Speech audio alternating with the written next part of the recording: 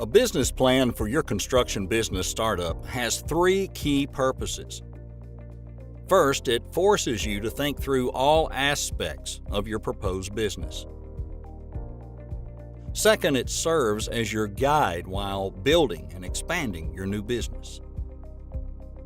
And third, it's the starting point to get funding, if that's what you're looking for. Thinking it through. It's easy to say you're going to start a business, but a business is far more than the products and services that you plan to offer. Let's say you've decided to start a landscaping company. Before you go out and buy a mower and an edger, you'll want to know how much money could you potentially earn with those tools. To estimate future earnings, you need to consider the different services you can offer with your mower and edger.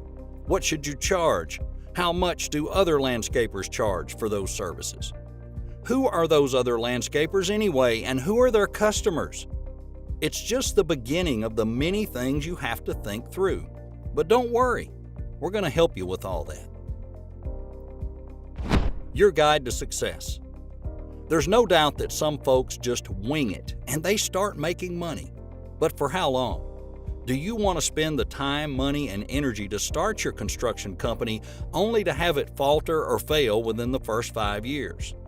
A business plan is your guide to success.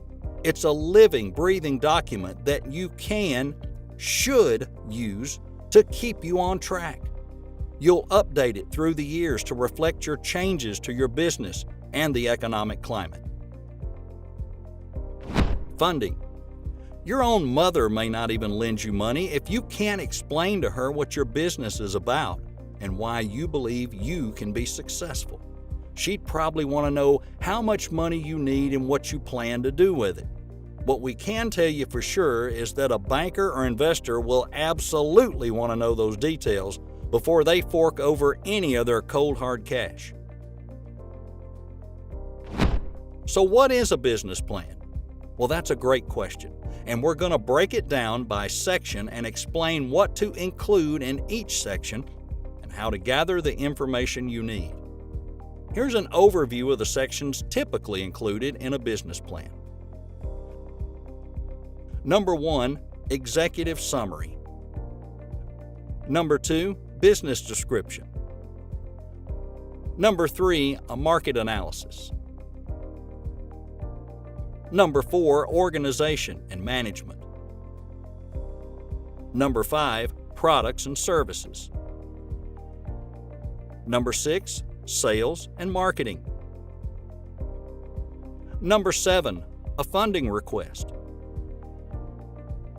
And number 8, your financial projections. And number 9, the appendix. The executive summary. Your executive summary will appear as the first section of your business plan, but you should write it last. How can you summarize what hasn't been written yet? So think of it as the teaser. In a sense, it's marketing copy. If your goal is to seek funding, you may actually want to hire a professional copywriter to create it, which you can easily find one on Upwork.com or Fiverr.com.